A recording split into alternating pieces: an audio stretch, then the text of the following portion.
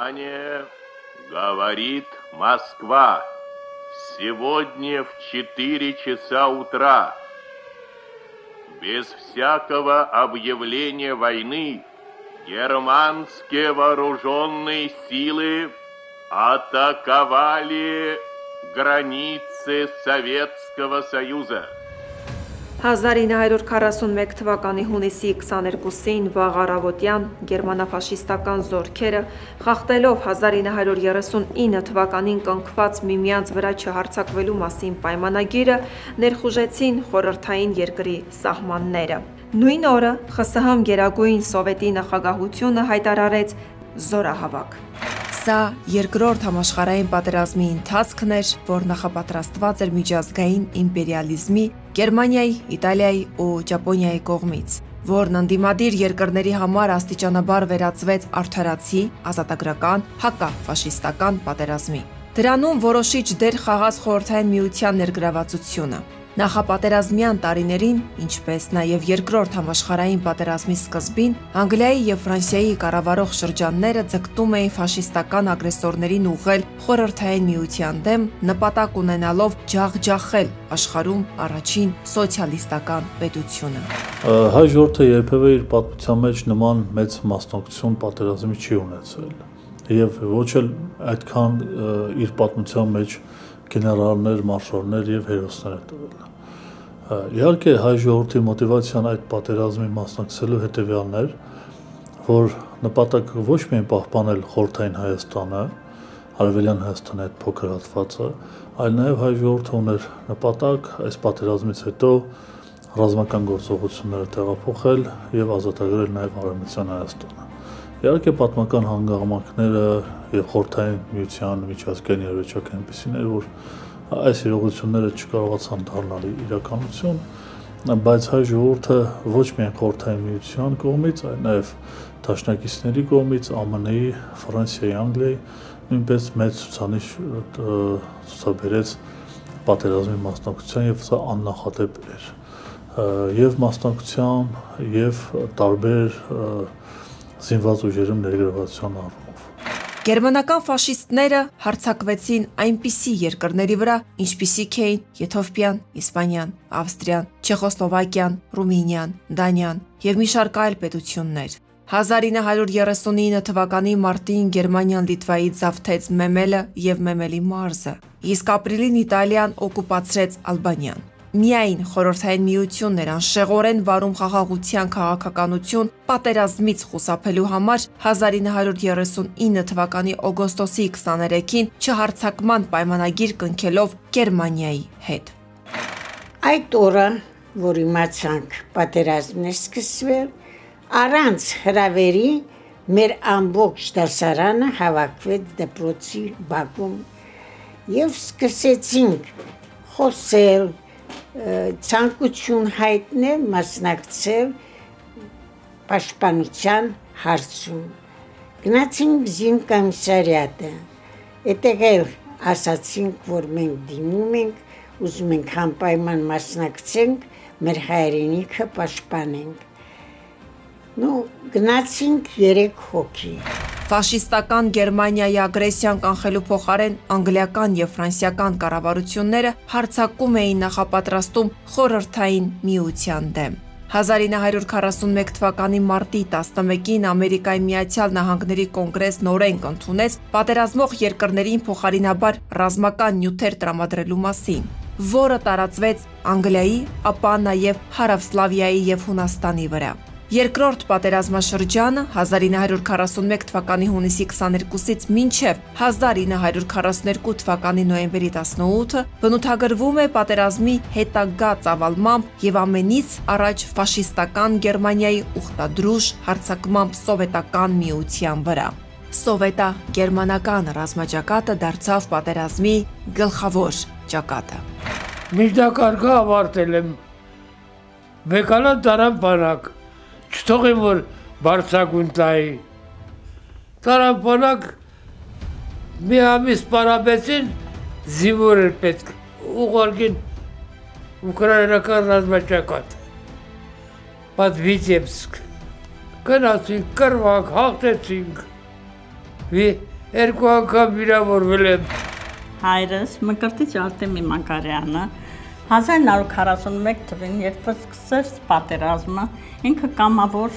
գնաց պատերազմ։ Հրաժեշտ տվեց ընտանիքին, որ ուներ 5 երեխա մայրիկիս հույսին։ Ու ներողություն խնդրեց, որ ինքը կվերադարձա առողջ հետ կվերադառնա։ Այնտեղ մարտնչեց Քիշինև, Մոլդավիայի մի քիչ հեռու Քիշինև քաղաքում Դնեպրի մարտերում, որտեղ ինքը վիրավորվում է, ծանր վիրավորվում է գլխուղեղի ձախ կողմից գերմանական փամփուշտը անցնում է մինչև աջակողմյան մասում ու այդտեղ մնում է մինչև 44 տարի։ Ճիշտն ասած, երբ ընկնում է, իրան փրկում է իր ընկերը, որը որ նույն քաղաքից էր, Վանաձոր քաղաքից նախկինում Կիրովական։ Նա ասեց, որ երբ որ ընկավ ինքը, այդ ժամանակ երբեք ինքը գիտակցությունը չէր կորցրել։ Ու այդպես գոսպիտալացվում է, այնտեղ մի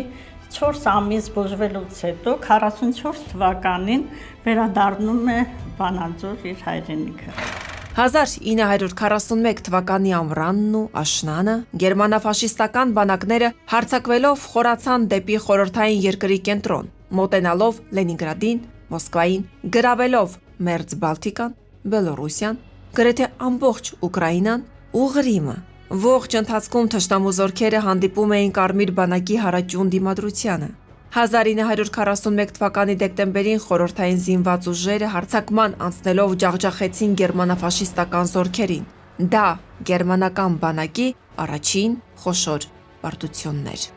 1942 թվականի հուլիսի կեսերից սկսվեց Ստալինգրադի հերոսական պաշտպանությունը և դրան հաջորդած ճակատամարտը, որը բեկումնային եղավ Երկրորդ համաշխարհային պատերազմի պատմության մեջ։ Հայաստանը լինելով Խորհրդային Միության մաս, անմիջապես ներքաշվեց պատերազմական գործողությունների մեջ։ Տասնյակ հազարավոր հայեր կամավոր ու կոչով մեկնում էին ռազմաճակատ պաշտպանելու հայրենիքը։ Այս իրադարձությունը դարձավ ոչ միայն համաշխարհային պատմության, այլև հայ ժողովրդի կենսագրության կարևորագույն էջերից մեկը։ Ինձ 17 տարեկան կոմսոմոլիկ հարզողարն էի ես դպրոցի եւ շատ ակտիվ անձնավորություն էի, բայց ասի չենք կարող, ով էլ որ լինի, մենք չենք կարող գնալ։ 18 տարեկան երբ կլինի կգաս։ 18 տարեկան իհարկե գործեցի եւ անմիջապես ես ընկա բանակում ծառայելու։ Եկանք տղաներով վայեկումա թե մեզ ուղարկի բանակ մոնը։ Он մեզ ճանաչում էր, խրկեց ասած կրդետ ու խադիջի նիմիշայքի դեզել կասնի հերտիկ։ Ու հերտացավ մի գրուպա 70 ուղարկի Թբիլիսի Վայրը վազդուրնի շկոլը, 70-ից 40 հետ ուղարկեցին, այդ 30-ի մեջ էլ լիսին։ Պատերազմի ժամանակ Հայաստանի բուն տարածքը զերծ մնաց արհավիրքներից, բայց հայ ժողովուրդն իր ակտիվ մասնակցությունը բերեց գերմանական ֆաշիզմի և ճապոնական միլիտարիզմի դեմ մղված արդարացի պատերազմին։ Հայ ժողովրդի հիմնական հատվածը ապրելով խորհրդային Հայաստանում մասնակցեց հայրենական մեծ պատերազմին և իր արժանի ներդրումը կատարեց ֆաշիստական Գերմանիայի ու նրա դաշնակիցների ջախջախման գործում։ Հայ ժողովրդի հիմնական գլխավոր նպատակը իհարկե առաջերտին խորհրդային Հայաստանի պահպանումն էր, այդ փոքր հողակտորի պահպանումն էր, փոքր պետականության պահպանումն էր, միաժամանակ նաև կարևտանք, որ հնարավոր է Ստալինգրադի ճակատամարտում Խորհրդային Միության պարտությունից հետո Թուրքիան նույնպես միանար Գերմանիային եւ Կովկասում հայ ժողովուրդ ունենար ֆիզիկական, այսպես բնաջնջման մեծ վտանգ։ Հայնական մեծ պատերազմը իսկապես մեծ իրադարձություն էր խորհրդային ժողովուրդների համար եւ այդ թվում հայ ժողովրդի համար, որովհետեւ ինչպես գիտեք, այդ ժամանակ շատ վճռորոշ եւ նշանակալից ելք կարող էր ունենալ այդ պատերազմը, եթե մենք Աստված մի արածե պարտություն կրեինք, ապա Թուրքիան, որը գաղտնի բանակցությունների մեջ էր մտել Գերմանիայի հետ, արդեն հայ-թուրքական սահմանին կենտրոնացել էր 26 սպառազին դիվիզիա եւ ամեն վայրկյան սպասում էր խորհրդային բանակի ջախջախմանը, որպեսզի ներս ուժեր Հայաստան եւ մի նոր ցեղասպանություն իրականացներ։ Եվ բնականաբար հատկապես մեզ համար այս պատերազմը ունեցավ գոյաբանական նշանակություն իր հաղթական ելքով։ Շատ հայեր, այդ թվում 2 հայկական պարտիզանական ստորաբաժանում, հաղթանակը եւ Միկոյանի անվան հայկական պարտիզանական ջոկատը մասնակցեցին միության օկուպացված տարածքում ծավալված պարտիզանական շարժմանը։ Հայրենական մեծ պատերազմի տարիներին հայ ժողովրդի զավակներից 103 հոգի արժանացավ հերոսի, իսկ օդաչու Նելսոն Ստեփանյանը կրկնակի հերոսի կոչման։ Փառքի 3 աստիճանի ասպետներ դարձան 27 հայ ռազմիկ։ Մոտավորապես 70,000 հայ մարտիկներ եւ հրամանատարներ պարգևատրվեցին շքանշաններով ու մեդալներով։ Նելսոն Ստեփանյանը հայտնի օդաչու էր, որը արժանացավ հետմահու խորհրդային միության կրկնակի հերոսի կոչման, թամպես բացառիկ կոչում էր եւ տրամադրում էր Ստալինի անմիջական հրամանով եւ տրամադրում էր բացառիկ այն մարդկանց, այն զինվորականներին, որոնք ասենք հազարների, միլիոնների մեջ եզակի սխրագործություն իրականացրել։ Եվ Նելսոն Ստեփանյանը հայտնի էր իր որպես ավիացիայի, այսինքն խորհրդային միության ավիացիայի հպարտություններից մեկն էր։ Պատերազմի ընթացքում հայ ազգը տվեց 5 մարշալ, 64 գեներալ, 118 խորհրդային միության հերոս, որոնցից 2-ը խորհրդային միության կրկնակի հերոս դարձան, 27 փառքի շքանշանի ասպետներ։ Հայրենական մեծ պատերազմի պատմության էջերում ոսկե տառերով են գրված այն հայ զորահրամանատարների անուններն, ովքեր մեծագույն սխրանքով են պաշտպանել հայրենիքն ու իրենց կամքով ռազմական հանճարով լուսավորել հաղթանակի ուղին։ Ուրեմն խորհրդային միության կրկնակի հերոսներն էին մարշալ Հովհաննես Բաղրամյանը եւ Նելսոն Ստեփանյանը։ Պատերազմի ժամանակ հայկական դիվիզիաները շատ մեծ դեր կատարեցին։ 89-րդ հայկական դիվիզիան, որը ստեղծվեց 1941 թվականի դեկտեմբերին, առաջին հրամանատարն էր Սիմոն Զաքյանը։ Ուրեմն սկսվեց կազմավորվել 89-րդ դիվիզիան, իհարկե դիվիզիան համալրվեց տարբեր խավի ներկայացուցիչներով եւ նրանք ոչ մեկը ծանոթ չէին զինվորական գործին։ Մեր հմուտ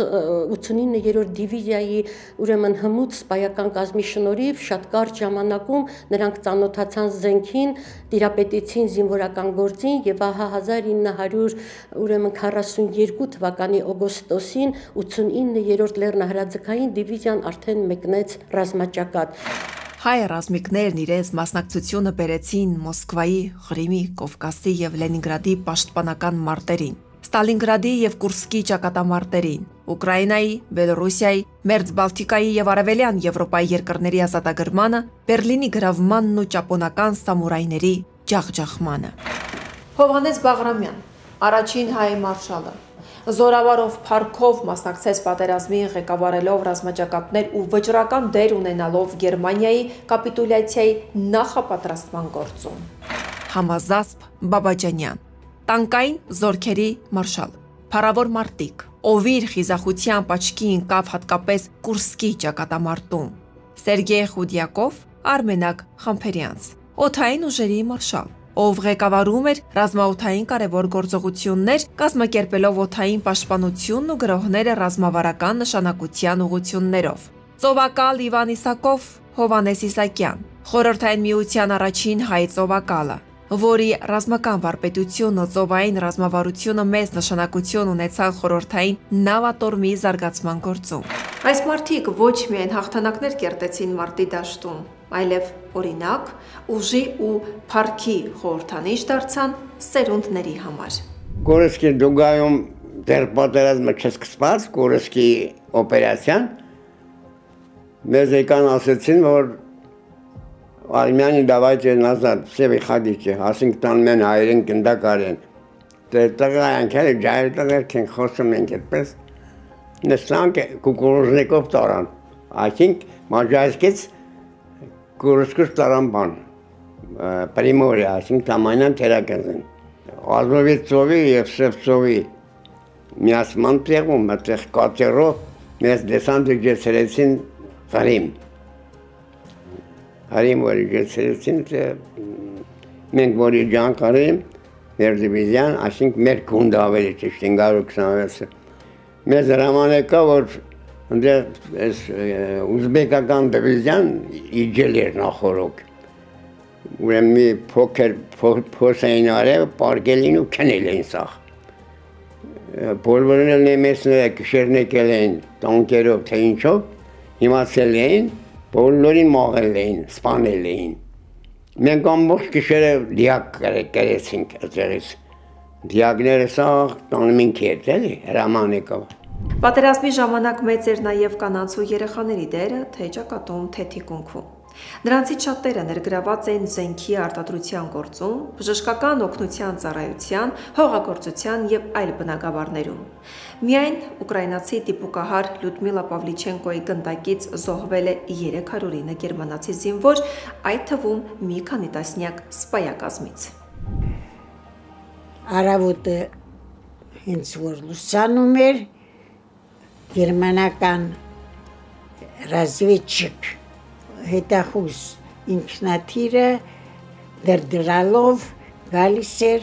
նկարահանում այդ տեղը։ Ինքը վերադառնում է իրենց աերոպորտը եւ 5 րոպե անց սկսվում էր ռմբակոծությունը։ Գիտեք, դա սարսափելի բան էր։ Մենք ընկնում էինք գետնին եւ աշխատում էինք ձեռքերով փորել մի փոքր գունետեղ, որ մի քիչ խորը մնանք այդտեղ, որովհետև եթե կանգնում ես, բեկորները հրումբի քեզ գցում են, եթե պարկում ես, մի կերպ փրկում ես քեզ։ Այդպես մի խումբը գնում էր ինքնաթիռների,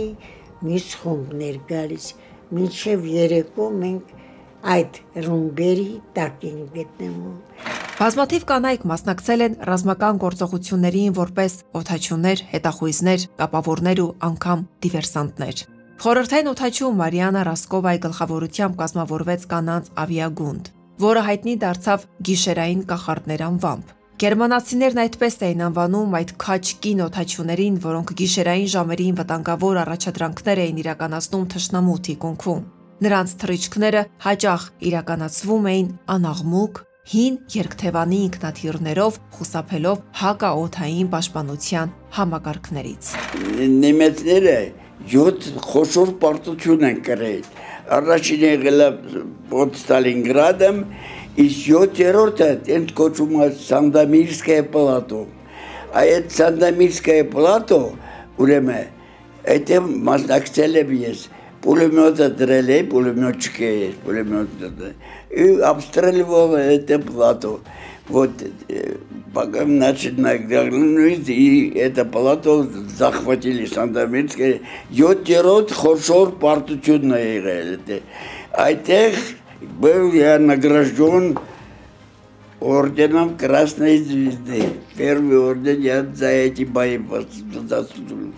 Ռազմաճակատում նույնքան կարևոր էր նաև երեխաների դերը, որոնք թեև հաճախ չէին հասնում մարտի դաշտ, սակայն մեծ գործ էին կատարում թիկունքում։ Բազմաթիվ պատանիներ աշխատում էին գործարաններում, արտադրելով զինամթերք։ Ոմանք զբաղված էին գյուղատնտեսական աշխատանքներում։ Նրանցից շատերը մասնակցում էին գաղտնի հաղորդագրությունների փոխանցման կամ դիտակետային գործողություններին։ Այս ամենը վկայում է, որ պատերազմը հաղթահարվում էր ոչ միայն ռազմաճակատի զինվորների ուժով, այլև համազգային մասնականության, որի առանցքում կանգնած էին նաև կանայք ու երեխաները, իրենց խիզախությամբ ու անմնացորդ նվիրվածությամբ։ Մենք որ գնացինք ֆրոնտ, 3 հոգով մի հատ ավտոմատ ունեինք։ Հիմա սպասում ենք, թե ավտոմատիկը երբ պետք է մեռնի, որ մենք վերցենք այդ ավտոմատ։ Հիմա նեղություն ենք քաշում զենքին։ Հետո Ստալինին երևա հասկացրել են 3 ամսվա մեջ այնքան զենք վերեցրեց, էլ տեղը դատար չկար։ Ականատեսները վկայում են, որ ժամանակ էր լինում, երբ ջուրն ավելի թանկ էր, քան ոգելից խմիչքը։ Պաշարված տարածքներում, սուր պակասի պայմաններում զինվորները շատ հաճախ մի քանի լիտր օղին փոխանակում էին 1 բաժակ ջրի հետ։ Պատերազմի ժամանակ 4 տարի ես երազում էի նրա մասին, որ մի օր լողանամ լավ ու մաքուրան կողնում ինչ պարկեմ քնեմ։ Այդ իմ երազս չէր կատարվում։ Մենք մասնակցեցինք Ուկրաինայի ազատագրմանը, Լեհաստանի, Հունգարիայի, Չեխոսլովակիայի եւ երբ մտանք Չեխոսլովակիա, գերմանացիները կապիտուլյացիայի ենթարկվեցին եւ արդեն մենք ազատ քայլում ենք Չեխոսլովակիայի Պոլիչկա քաղաքում։ Ես ընկա մի կնոջ մոտ, որը շատ բարի էր մեր նկատմամբ։ Նա իմ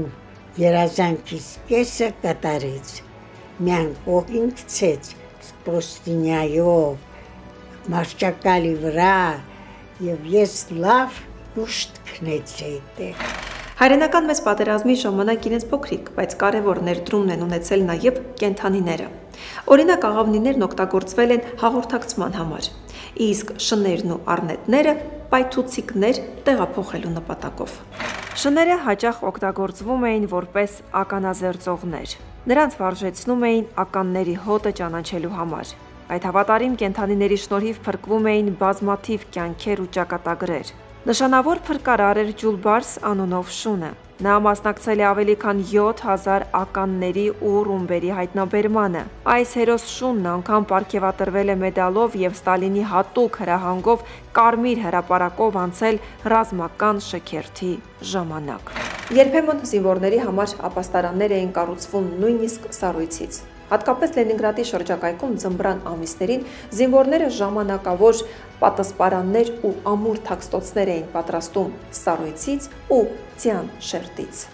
Այսպես կոչված սառցե խրճիթները ոչ միայն պաշտպանում էին զինվորներին ուժեղ սառնամանիքներից, այլև արդյունավետ քողարկում էին օդային դիտարկումներից։ Սառույցն ու ձյունը բնական մեկուսիչներ էին, որոնք պահպանում էին որոշակի կայուն ջերմաստիճան, հատկապես երբ դրանք ներսից պատվում էին ծղոտով, կտուրներով կամ փայտե շերտերով։ Այդպիսի թաքստոցներում զինվորները կարողանում էին հանգստանալ, ճաշ պատրաստել եւ պահել փոքրաքանակ զինամթերք։ Լենինգրադի պաշարման ժամանակ որոշ զինվորներ ու խաղաղ բնակիչներ սառցե թաքստոցներ էին կառուցում նաև Նևա գետի ափին, օգտագործելով գետի սառած մակերեսը որպես բնական պաշտպանություն։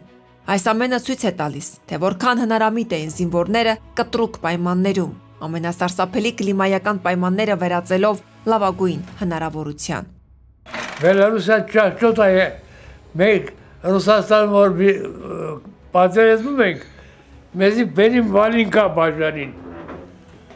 Վալինկա ոտել է սառի։ Ռուսական հողից որ ցույց եկանք, մտանք բելարուսական հող, ամբողջովին չայիչ էր։ Վալինկեկը թրջման, մեր ոտերը սառավ։ Տարան հիվանդանոց ճղեցին վալինկեկը, բժիշկ ասավ ձախ ոտը հարկավարա հեռացել, իմ ձախ ոտը, թաթից։ Գլխավոր բժիշկ եկավ, համ գլխավոր բժիշկն էր, համ հիվանդանոցի տերն էր։ Եկավ նայեց, արասավ, 3 աշանի մանոզը տարածա, սա մի շաբաթում պետք է լավացեք, մի շաբաթ ժամանակ լավացեք կողարկեք ֆրոնտ։ 1944 թվականին խորհրդային զորքերը ազատագրեցին իրենց պատկանող ամբողջ տարածքը բացառությամբ Կուրզեմյան թերակղզուց։ Ռազմական գործողությունները փոխադրվեցին բուն Գերմանիայի տարածք։ Սկսվեց Լեհաստանի եւ Չեխոսլովակիայի ազատագրումը։ Այլևս պարզ էր, որ երկրորդ ճակատի ձգձգումը կարող էր հանգեցնել ամբողջ Եվրոպայի ազատագրմանը հենց խորհրդային զինված ուժերի կողմից։ Մենք աշխատում ենք եւ մի օր նստած ռադիոյի պրիոմնիկի առջև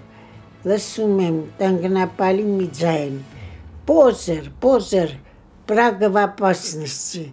помогите, скорее помогите։ Եվ մենք այդ երևի մենակ ես չեմ դա ընդունել, դա նաև ընդունել են ուրիշ ռադիստները եւ ես եւ մենք գիշերվա ընթացքում հասանք Պրագա 3 օրում Պրագան ազատեցին։ Ամսի 6-ին այնտեղ էինք, ամսի 9-ին Պրագան ազատվեց։ Սարսափելի էր գերիների կարգավիճակը։ Գերմանացիները խորհրդային գերիներին համարում էին անմարդկային ցեղ։ Նրանցից շատերին ողջ այրում էին վառարաններում։ Հատկապես ճամբարներում, երբ նրանց թվաքանակը գերազանցում էր եղած հնարավորությունները, պարզապես այրում էին կամ խեղտամահ անում։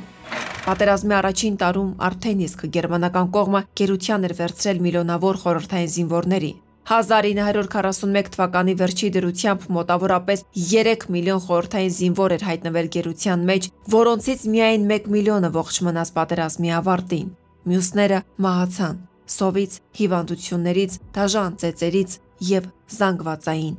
գնդակահարություններից։ Դուք ասում ոնց եք սաղմանացել, ասինչի, ասում 4 ասկոլկա քո մեջքին, 4 ասկոլկա ոնց է իմասել։ Երկուսը ողնաշարից կպանցեն, մինչև ողնաշարից կպանցեն։ Եվ 4 տարի, 5 տարի ես տանջվեցի դրա ձեռքը։ Ուժեղ ցավեր էր տալիս։ Գերիների վրա կատարվում էին նաև դաժան բժշկական փորձարկումներ։ Նացիստները նրանց օգտագործում էին որպես քիմիական ու կենսաբանական զենքի փորձարկման փորձանյութ։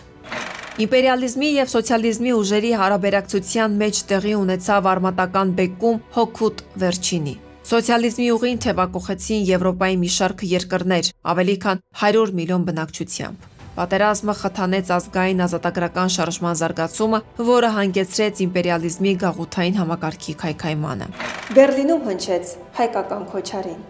Այն ցավի ու կորստի, բայց եւ կանգուն մնացած չընկճվող ժողովրդի ինքնության կենթանի ցուցադրումն էր, որ կատարվեց ոչ թե բեմում, այլ պատերազմի փլատակների վրա, ոչ թե հանդիսատեսի, այլ պատմության առջև։ Մեծ ողջավորությամբ եւ տոնախմբությամբ էին նշում հաղթանակի օրը, մայիսի 9-ը, եւ մինչեւ անգամ այնտեղ հայկական քոչարի են ապրել Ռայխստագի պատերի տակ եւ հայկական դուդուկն է հնչել, այսինքն ամեն ձևով դա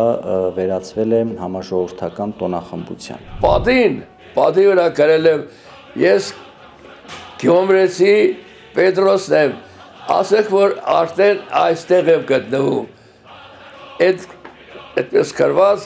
ասենք պատին եմ գրել։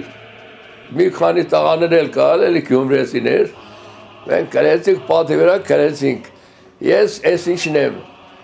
պայքարել եմ հայրենիքի համար։ Պայթյուններից սևացած պատերի միջից հնչող դհոլի ու զուռնայի ձայնը մի պահ մոռացնել էր տվել պատերազմի ողջ սարսափը։ Քոչարին այդ պահին այլևս պար չէր, այլ յուրատիպ երթուն, վկայություն, որ մեծ կենսագրությունները չեն ջնջվում, որքան էլ թշնամին փորձի։ Победу я встретил в госпитале рано утром, санитарка начала стучать в дверь, вставайте, вставайте. Келлер Кохей, двое были в палате. Неужели немцы прорвали? Первое впечатление, неужели немцы прорвали фронт? Санитарка кричит радостно: вставайте, вставайте, победа! Так я встретил победу в этом госпитале. Բերլինում հնչած քոչարին այնքան կարևոր նշանակություն ուներ, որ նույնիսկ մեր օրերում չի կորցրել իր գաղափարական ու հոգևոր արժեքը, դառնալով մի հրաշալի ֆիլմի թեմա, որը նկարահանվել է Շարմ ընկերության կողմից եւ որի ռեժիսորն է Սարիկ Անդրեասյանը։ Ֆիլմի պրեմիերան կայացավ բոլորովին վերջերս Մոսկվա կինոթատրոնում, որի ընթացքում պատվավոր հյուրերի շարքում էին հայրենական մեծ պատերազմի մասնակիցները։ Роль мне понравилась в первую очередь потому, что эта роль, несмотря на то, что она достаточно трогательная, она в первую очередь выступает против войны. Вся природа моего персонажа, Арташеса, она против войны, против убийства, против животного начала в человеке. Именно поэтому для меня в наши тяжелые времена очень была важна. То есть сказать, это манифестация того, что война убивает в человеке человека. Это самое главное. То, что против этого нужно бороться, и не нужно все-таки проигрывать бой животному началу в себе. Это самое главное, чтобы то, что моя роль мне дала. Այս ֆիլմի գաղափարը շատը նրանումն է, որ այն հիմնված է իրական հաղթանակի վրա։ Շատ կարևոր այսօր մեր երիտասարդությունը ես բազմիցս լսել եմ, որ երիտասարդները խոսում են, չէ՞ որ երկրորդ համաշխարհային պատերազմը Ամերիկայի Միացյալ Նահանգները, այո, ամբողջ աշխարհն էր կանգնել ֆաշիզմի հետ պայքարին, բայց իրականում խորհրդային տարիների այդ 15 պետությունները միացան եւ հայերի մասնակցությունը անշուշտ անքննելի է։ Մենք լավ գիտենք, թե ինչքան կորուստներ ենք ունեցել եւ այդ հաղթանակը այսօր ընդառաջ մայիսի 9-ին ես հպարտանում եմ, որ մենք կարողացանք հրավիրել վետերանների միության ներկայացուցիչներին եւ այն վետերաններին, ովքեր որ կան, անկեղծ ձեզ ասեմ, իրենց աչքերի արցունքները շատ պարտավորեցնող էր եւ այն խոնարհումը եւս մեկ անգամ, որ մենք բոլորս պետք է ցուցաբերենք «Спасибо деду за победу» արտահայտությունը այսօր շատ արդիական է։ 1945 թվականի մայիսի 9-ին հնչեց Յուրի Լևիտանի բամբ ձայնը։ Գերմանիան կապիտուլացվել է։ Սա հաղթանակի լուրն էր, որ մինչ այսօր լսողի համար արթնացնում է հուզիչ ապրումներ։ Լևիտանը ծնվել է հрьяաների ընտանիքում։ Հայրը Բորիս Լևիտանը դերձակ էր, մայրը Մարիա Յուլիևնան տնային տնտեսուհի։ Մանուկ հասակից արդեն իսկ նրան անվանում էին շեփոր իր հնչեղ ձայնի համար։ Խորհրդային միությունում կար այսպիսի մի հետաքրքիր զրույց, ասում էին պատերազմը հաղթել է երկու մարդ, Ժուկովը եւ Լևիտանը, այսինքն Ժուկովը ապահովել է ռազմական մասը, Լևիտանը ապահովել է գաղափարական, քարոզչական մասը եւ ընդհանրապես Լևիտանը այն մարդն էր, որ Հիտլերի հանձնարարությամբ, այսինքն Հիտլերը սահմանել էր հստակ գլխակին Լևիտանին եւ ընդ որում ավելի բարձր էր գլխակին սահմանել, քան խորհրդային միության մարշալներին եւ գեներալներին։ Այսինքն Ստալինից հետո Հիտլերը իր երկրորդ անձնական թշնամին համարում էր Լևիտանին եւ իր հայտնի կորսիկացի հայտնի մարդասպանին հանձնարարել էր կազմակերպել Լևիտանի սպանությունը օպերացիան, որը Մոսկվայում իհարկե պարապար գնաց եւ բացահայտվեց։ Պատերազմի սկզբին Լևիտանին գաղտնի տեղափոխեցին Սվերդլովսկ։ Նրա ձայնն այնքան կարևոր էր համարում պետությունը, որ ուղարկվեց հեռավոր քաղաք հնարավոր դիվերսիաներից եւ ռմբակոծումներից պաշտպանվելու համար։ Նրա գտնվելու վայրը գաղտնի էր եւ կապն արտաքին աշխարհի հետ խիստ վերահսկվող։ Լևիտանի ձայնը դարձավ հայրենական մեծ պատերազմի խորհրդանիշը։ Այդ ձայնով էին հնչում բոլոր պետական ու ռազմական հայտարարությունները։ Նա անձամբ Իոսիֆ Ստալինի ընտրությունն էր։ Դա է մեր երկրի ձայնը, ասել էր Ստալինը, լսելով նրան։ Ամոթ երկրում մեկ ռադիոները հայտարարեցին, «Конец войны». Мы победили։ Նա եւ տեմբրն էր ձայնի եւ այդպիսի լուրը ինքը հաղորդեց, որը չէր կարող անցնի հենց ինպես, բոլորին ուրախացրեց այդ լուրը։ Ռազմի տարիներին չափազանց ակտիվ էին արվեստի մշակները, որոնք իրենց ձայնը բարձրացնում էին գրական գործերով, երգերով, կտավներով ու քանդակներով։ Ճակատում տարածված էին նաև ձեռագիր թերթերը։ Զինվորները պատրաստում էին փոքրիկ բրոշյուրներ մի քանի էջանոց թերթերով, զետեղված ռազմաճակատային նորություններով, հումորով ու զվարճալի խոսույցներով։ Գրեթե հայ չի եղել, որ իր պապիկը մասնակցած չլինի այդ պատերազմին, բոլորի համար դա եղել է շատ կարևոր նշանակալից իրադարձություն։ Եվ պատերազմից անմիջապես հետո ձեռնամուխ են եղել Հայաստանում այդ պատերազմի պատմությունը հավաքելուն, փաստերը իմի բերելուն, արխիվ ստեղծելուն եւ այդ մասին արդեն գիտական ուսումնասիրություններ կատարելուն։ 1967 թվականին արդեն տեղադրվեց Մայր Հայաստան արձանը, որի հեղինակը քանդակագործ Արա Հարությունյանն է եւ առ այսօր Երևանի տարբեր վայրերից մենք տեսնում ենք Մայր Հայաստան արձանի այդ գեղեցիկ կերպարը, որ կարծես վերևից հսկում է իր զավակներին։ Говорит Москва. 8 мая 1945 года в Берлине представителями германского верховного командования подписан акт о безоговорочной капитуляции германских вооруженных сил. Великая Отечественная война, которую вел советский народ против немецко-фашистских захватчиков, победоносно завершилась. Հայրենական մեծ պատերազմը պատմության դաժան ու վճռորոշ փուլերից մեկն էր։ Տարիներ տևած արյունալի ու ճակատագրական պայքար հանուն ազատության։ Այդ պատմական ժառանգությունը պարտավորեցնում է սերունդներին հարգել անցյալի իրողությունն ու հերոսների ցուցաբերած սխրանքները, խոնարհվելով գաղափարի համար զոհված բոլոր նահատակների առջև։